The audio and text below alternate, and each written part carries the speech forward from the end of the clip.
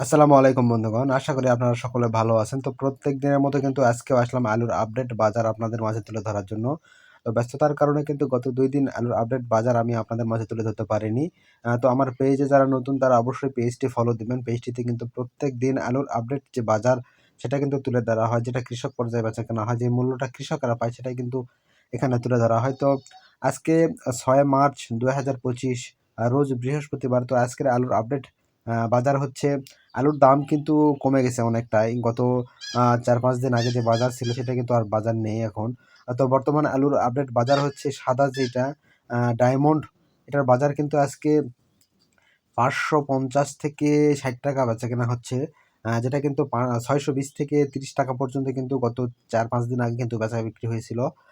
যেটা কিন্তু কমে গেছে এখন। আর স্টিক আলু যেটা, এটা কিন্তু কাঁচা বাজার বলতেছি, কাঁচা আলুর বাজার। স্টিক যে আলুটা এটার বাজার কিন্তু আজকে ৫৫০ থেকে ৳৬০ এটাও। তো এটার বাজারে কিন্তু ৬০০ থেকে ৳৬২০, ৳৩০ কিন্তু সর্বোচ্চ বেচাকেনা হয়েছিল গত কয়েকদিন আগে। তো এটা হচ্ছে কাঁচা আলুর সর্বশেষ বাজার। আর শুকনা আলুর বাজার হচ্ছে ৬০০ থেকে ৳৬৩০, এটা স্টিক আলু কিন্তু বেচাকেনা হচ্ছে। আ যেটা কিন্তু জয়পুরহাট সদর উপজেলার বাজার এইটা। আর ডায়মন্ড কিন্তু ৬০০ থেকে ৳৬২০ কিন্তু শুকনা আলু বেচাকেনা হচ্ছে। তো আপনারা বুঝতেছেন এই যে কি পরিমাণ আলুর দাম কমে গেছে, যেটা কিন্তু আলুর দাম বাড়তি ছিল গত কয়েকদিন আগে। এটা কিন্তু এখন কমতির দিকে চলে গেছে। অর্থাৎ স্টিক শুকনা আলু কিন্তু ৳৭০০ প্লাস কিন্তু বেচাকেনা হয়েছিল। যেটা কিন্তু ৬০০ থেকে ৳৬৩০ এখন বেচাকেনা হচ্ছে, বা ৳৬৫০ ও কিন্তু কোথাও, কোথাও বেচাকেনা হচ্ছে, যেটা কিন্তু সব জায়গায় না। তো এই হচ্ছে বর্তমান আলুর বাজার। স্টোরগুলো কিন্তু আমাদের কালাই উপজেলার কিন্তু স্টোরগুলো কিন্তু কোনো স্টোরে কিন্তু আলু নেওয়া বর্তমান বন্ধ রেখেছে। আলুর চাপ হওয়ার কারণে, অর্থাৎ আ অত্যন্ত ভিড়ের কারণে কিন্তু তারা স্টোর কিন্তু ২ দিন, ৩ দিন বা ৪ দিন কিন্তু বন্ধ রেখেছে। কারণ ভিতরে যে বস্তাগুলো আছে সেই বস্তাগুলো কিন্তু তারা মানে সাজিয়ে রাখবে ভিতরে, স্টোরের ভিতরে, যেগুলো কিন্তু বাহিরে পড়ে আছে।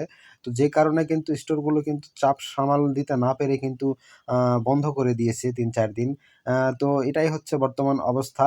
আ তো এখন কৃষকেরা কি করবে তারা কিন্তু আর ভেবে পাচ্ছে না। কারণ এমনি থেকে কিন্তু আলুর দাম কমে গেছে। আবার স্টোরেজ করতে গেলে কিন্তু যত ঝামেলা, যত কিছু পোহাতে হচ্ছে, এটা কিন্তু কল্পনার বাহিরে ছিল কৃষকদের।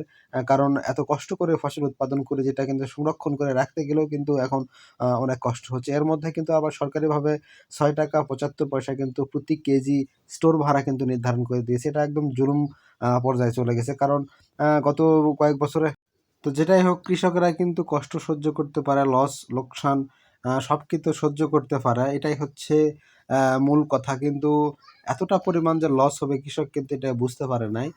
তো সকলে ভালো থাকবেন। ধন্যবাদ। আসসালামু আলাইকুম।